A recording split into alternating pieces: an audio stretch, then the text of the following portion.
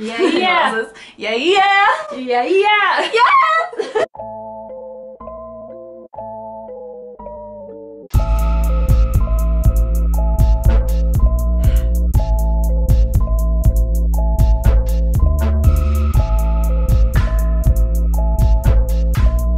Hi, everyone. Hello, hello. Hello. It's happening.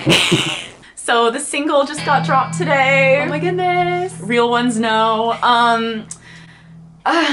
Today I am joined by my beautiful roommate, Hannah. Hello. Sorry, this is my best attempt at a peace sign right now. Yeah. She's here, number one, because she lives here, but number two, because she like broke herself a little bit, and I'm so happy that she is here and alive and well, and that we get to celebrate this single that I think will really act as medicine. Oh my goodness. Let me just say, this is such a GNO. This is a girls' night out. I'm so excited for this long-awaited date of Avril's single. I know. So if you know me literally at all, you know that I live and breathe Avril Lavigne. I made a literal like documentary about her life. Please go check it out on her channel. Yeah, Hannah's my biggest supporter and I literally don't deserve her. Anyway, this happened last time when I was reacting with Angela to the Mod Sun album, but like literally people in my life were like texting me today being like, I just wanted to check in, it's single day, like how are you doing? Because I am just like a fully blown insane person. And so, you know, my emotions are everywhere about this right now. We've been waiting for a really long time. This is AL7, Avril Lavigne's 7th full-length studio album is on the horizon. It's coming in apparently early 2022, and we can expect the next single in January. Also, we haven't gotten much of an album life cycle from her in a long time, because for a while it was like she had Let Go, and then she had Under My Skin, and then she had Best Damn Thing, and everyone had a very distinct look, a very distinct sound, a very distinct era. And then we had to wait for years for her to put out Head Above Water. That was kind of a more understated era, understandably because of Lyme disease and, you know, her whole struggle surrounding that. But that didn't have much of a defined image other than I'm naked with a guitar, you know, and listen to me. It's so much fun to just feel so nostalgic about these things, and it's like more than that, because it's like not only was this there for me in that very important time, but it also was like forming me and my idea of what it was to be a woman and like gender roles and gender presentation. And Avril was mainstream. She was always mainstream, but because she like literally was in the mainstream, but she like stood out so hard from all the other pop girlies at the time. She had this like edge to her, I think, and she actually was one of the few artists that my very conservative parents did not allow me to listen to, hence the extra layer of appeal and curiosity, which I have now been able to sate through Nina's Passion. Yeah. So basically, before we get listening to the single, the main event, I kind of wanted to go through a few facts, like kind of going over what we know at this point about the album, what that's gonna look like, any sort of little hints that we may have about what this era is gonna be. It feels like such a long ramp up to this moment. Truly. From her slowly becoming more of a public presence over the last few years. Yeah. Not to mention her blossoming relationship with Mod Sun. I mean, talk about like Nina's two worlds colliding in the most beautiful and romantic of ways. Like, if I didn't believe that there was some kind of higher power, I definitely do now. Because, so thus far, if we are to take Genius for its word, on the Genius website they have a listing of the upcoming album. The lyrics aren't there yet, it's all like unreleased shit, but there's a listing of song titles, and apparently they're all potential song titles that people have taken from either snippets that she shared through social media, or just, I don't know, little hints here and there, what people think is going to be on the album, because we really have no idea at this point the exact full track listing. But if you want to believe Genius, which I kind of want to, more of these are likely correct than incorrect.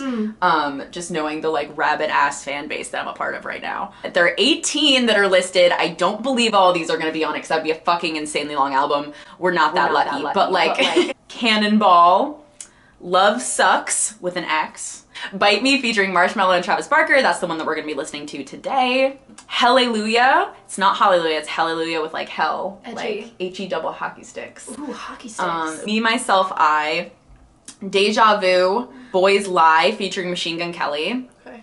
We as a community are kind of just gonna ignore her collaborations with Machine Gun Kelly. I've decided that right now. It's fine. It never happened, and it's okay. Because Machine Gun Kelly is a little bit of an annoying person. I will say, I've gotten moderate hate about my video concerning Machine Gun Kelly and his role in bringing rock and pop punk back to the mainstream. I understand. I hear your concerns. I'm here with you. I think that I don't agree with my enthusiastic endorsement of the album from that video, because as I have gotten to take it in more and seen what other people have been saying about him and his presence in the scene, I don't really condone him. I don't really enjoy it that much. I don't really like his whole vibe as a person, but that's neither here nor there.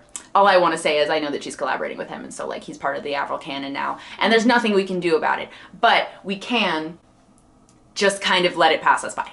So then we have Burnout, Joker, Kiss Me Like the World is Ending, Avalanche, Pity Party, Eternally, Dancing with a Hurricane, Dare to Love Me, Take My Breath, and California featuring Mod Sun. A which I duet think between will be lovers. really nice. This will be a good like sequel to Flames, which was obviously the first song they put out together. And also, I didn't notice this in my initial listen through of Internet Killed the Rock Star by Mod Sun, but apparently the song Annoying, it was obviously written about Avril. It's like a love song. Her vocals appear in the background if you listen hard enough. She kind of did a few little backing vocals for that. So this will technically, I think, be their third collaboration. These song titles, this is obviously gonna be a Travis Barker Machine Gun Kelly style album, but we're keeping optimistic, because if anyone can pull off slight cringe, it's our girl. It's Avril. It's Avril Lavigne. She does not take herself too seriously. She is the epitome of confidence. She like gets you going with a little stomp, a little hand clap, a little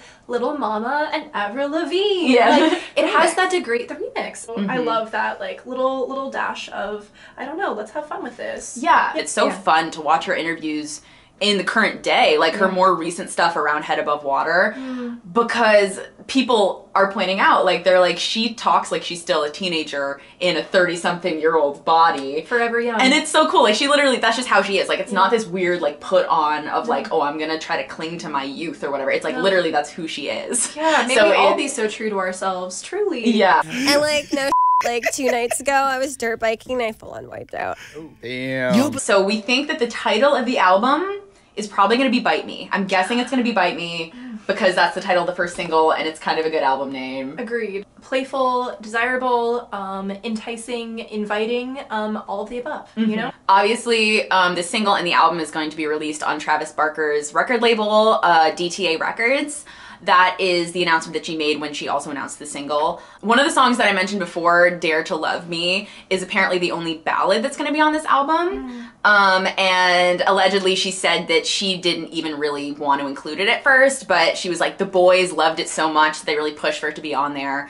But I mean, seeing as Head Above Water was so ballad heavy and so like crooning, like R&B sometimes just like really heartfelt, slow piano ballad. Yes. I can totally see that sound for her because it's worked for her in the past. And I kind of like that it's, you know, there's some elements of her past phases in this album. She just can soar. Every time she hurls her yes up those octaves, I mean truly goosebumps on every surface of my skin. Yeah. Yeah. Exactly. She talked about also how, you know, working with this record label, it's literally her friends, and so she has total freedom, and she has freedom to explore darker places that her, I mean, early on in her career especially, her label was very tentative about letting her be darker sonic spaces because they wanted her to be marketable to pop audiences. But then when she put out Under My Skin, it was like a departure, and it was a lot darker, and it was a lot like post-grunge influenced.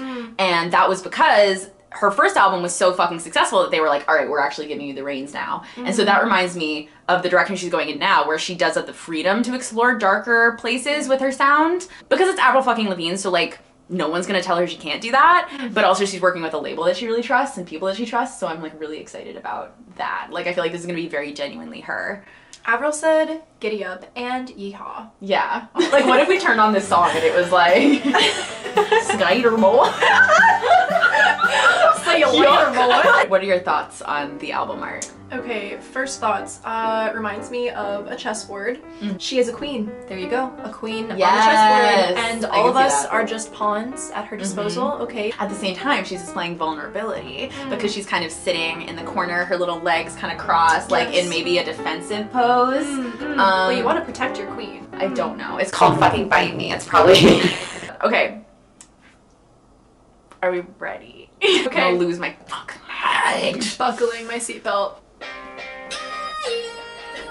You shouldn't have better to fuck with someone like me. They're gonna wish I was your wifey.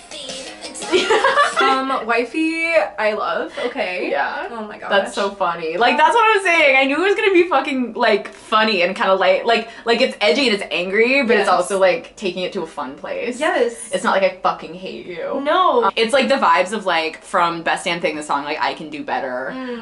She's like, I'm the best. Honestly, this instrumental is very Machine Gun Kelly.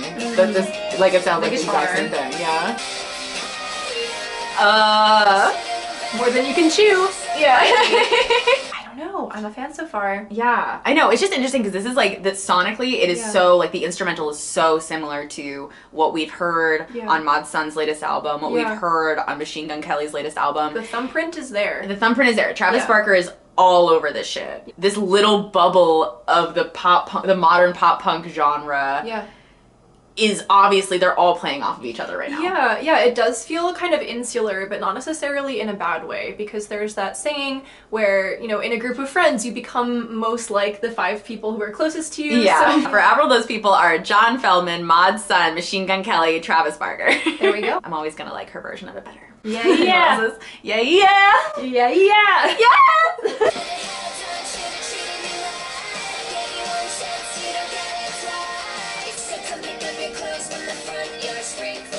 Ooh, from the front yard. I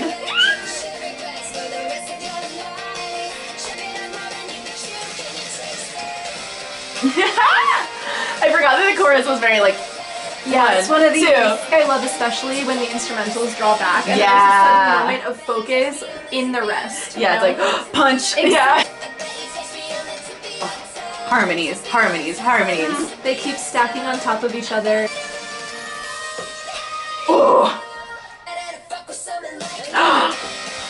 Did she say fuck before that? Yes. Was that the first time she said fuck? First time, I think. Okay, yeah, because I was like, that seems new. And it's over too soon. I know. Too soon, but I think that maybe that is like the reason she debuted this as a single. Like, she leaves you wanting more and she leaves you craving more, and we can taste her on the tip of our tongues, you know? Like our ear tongues? Yeah, our ear tongues. I couldn't have said it better myself.